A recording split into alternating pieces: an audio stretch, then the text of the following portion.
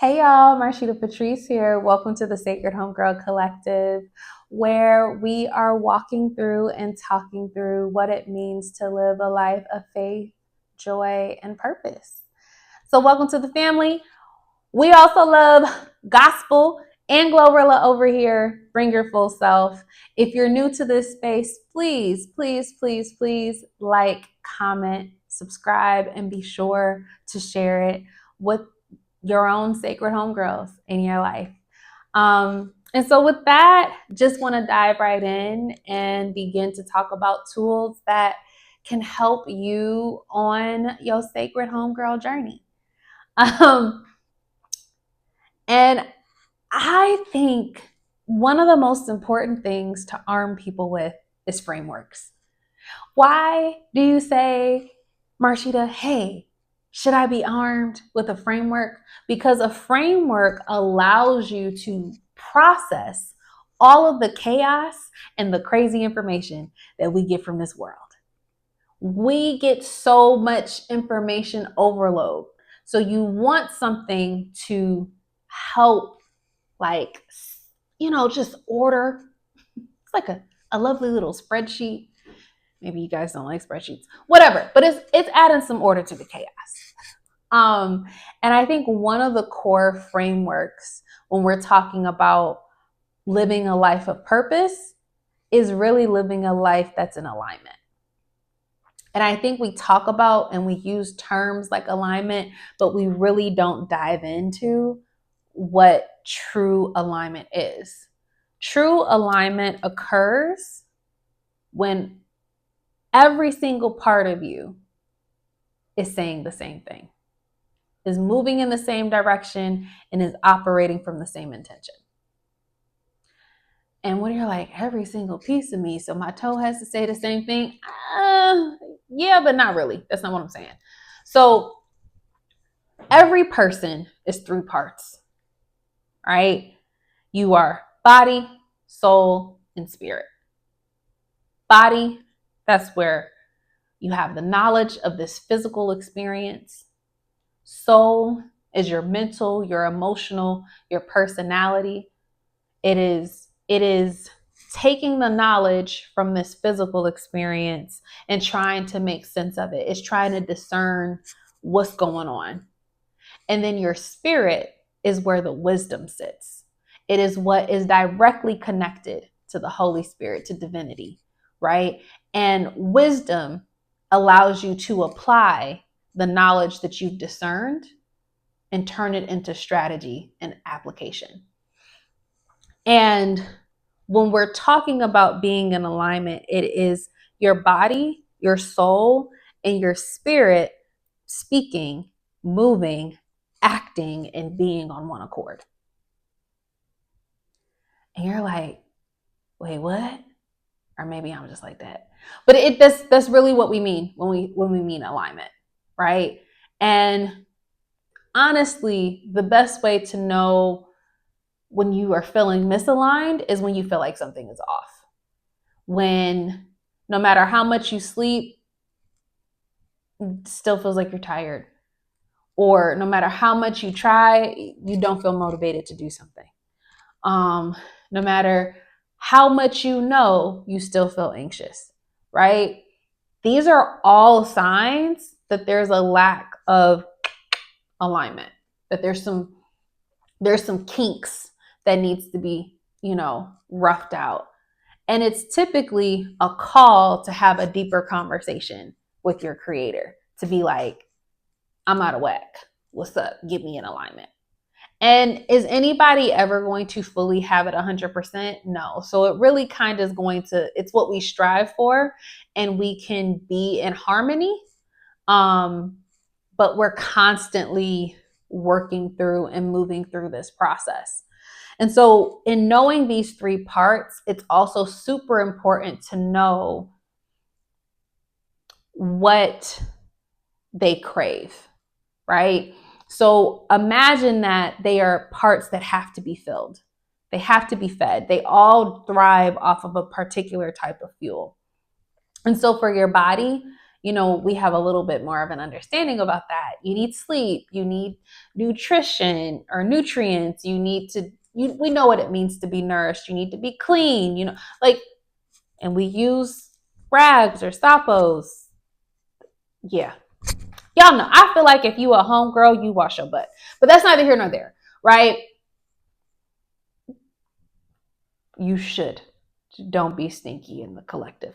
But anyway, so physically taking care of ourselves, basically stretching, working out, movement, circulation, all of these things, breathing.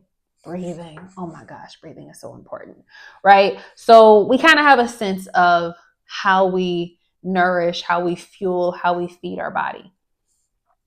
When it comes to our soul, which is our mental, our emotions, our personality, part of how we feed and we fuel this is one, being anchored in truth, in our truth. So you kind of starve yourself when you don't speak your truth, when you don't tell your true story, when you don't show up as yourself, right? You kind of starve yourself. Like it's a discerning space. It's a space that requires authenticity. So the truer that you are to yourself, good, bad, or indifferent, you know what I mean? Like that can be a source of fuel. But also, what are those grounding practices as well? Because often when we are feeling unsettled in our soul, it tends to show up as anxiousness or fear, and we may want to control more because that's how we feel safe and blase, right? When someone is truly grounded and rooted in their nervous system, their response is not control. They recognize that, like, I have influence and this is what I have influence over, but I surrender the rest. I surrender it to my creator because his burden is light and it seems too heavy to carry that, right? So I would definitely encourage,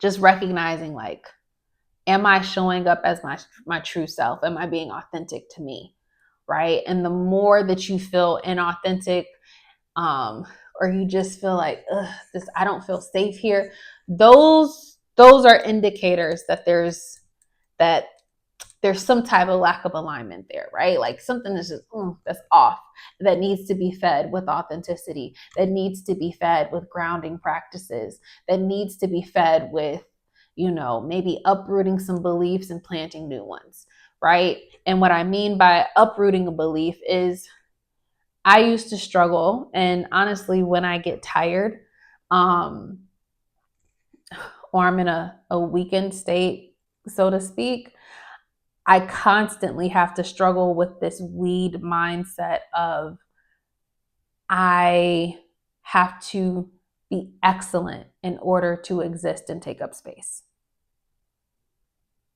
No, I'm worthy just because I exist, because my creator chose me from that moment that I was born, right? But it's a weed mindset that kind of pops up every now and then, if I'm not like doing the maintenance that I need to do. And so again, uprooting that belief and planting, nope, Lord chose me. He said he looked at me and I was good. But I'm chosen. I'm chosen because I exist. I don't need to be excellent to take up space. I have the authority to take up space. And so I have to plant that in its place and, reiterate that. So that's the soul, that's the mental.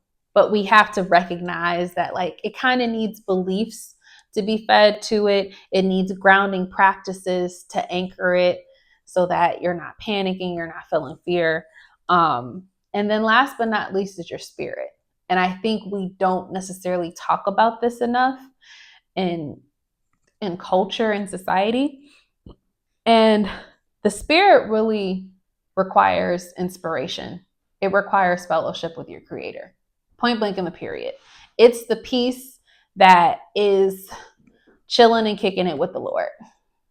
And that's not to say that, the Lord not talking through all the things, but it's your spirit, like, is who he formed. It knows who you were called to be.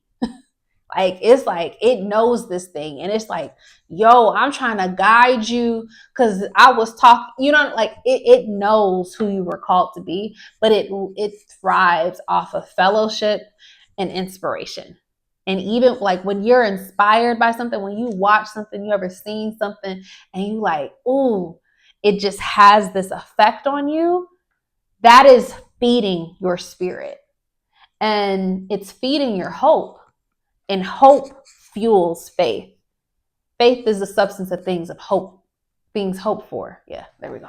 The evidence of things not seen, right? So like, we can't have faith without hope, and you can't have hope without fuel and inspiration.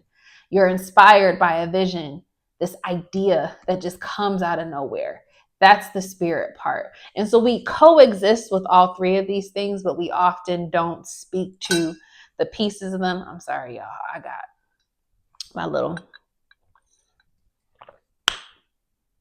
my tea. It's cold, so I can sip it through a straw. It's not usually cold, but anyway, we don't tend to, really recognize that we have to have practices that support and feed all three. And they all cry out differently. So when you're not feeling motivated, nothing feels like it motivates you. You don't really want to do anything.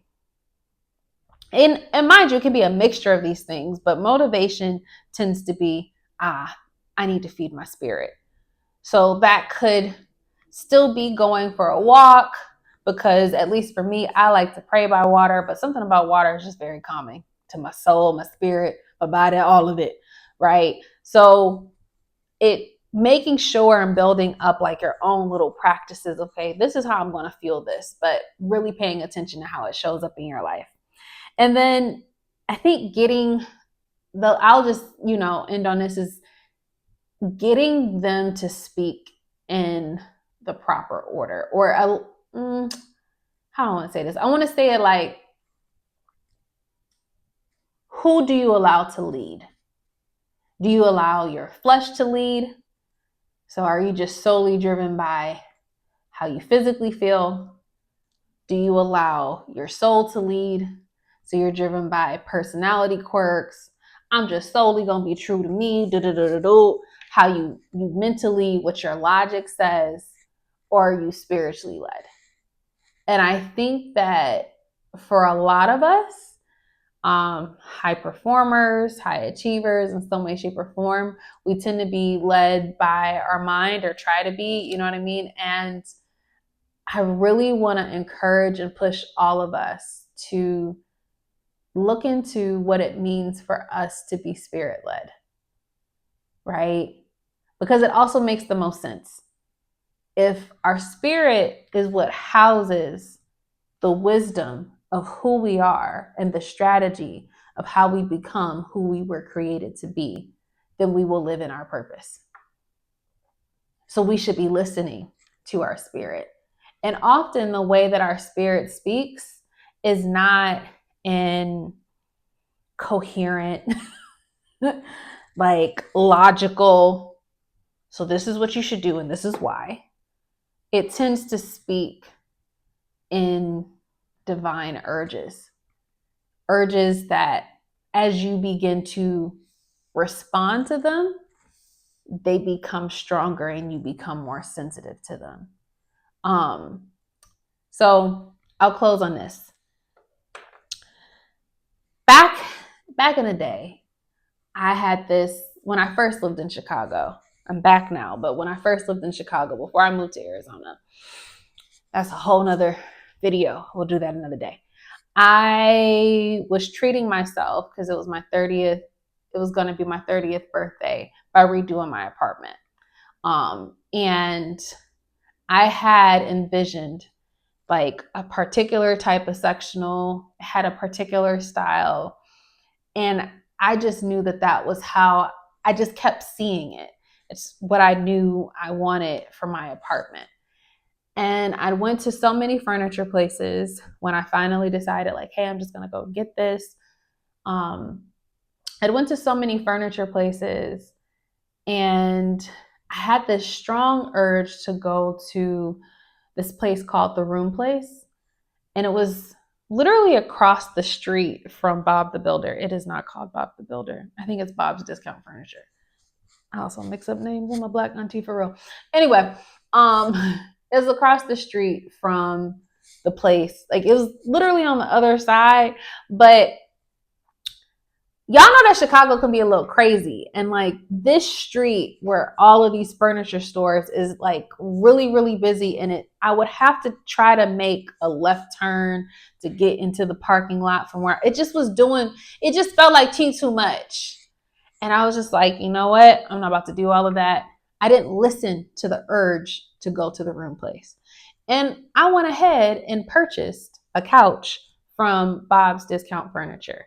And I had to have had the worst salesman ever who was in charge of my things. But that's neither here nor there.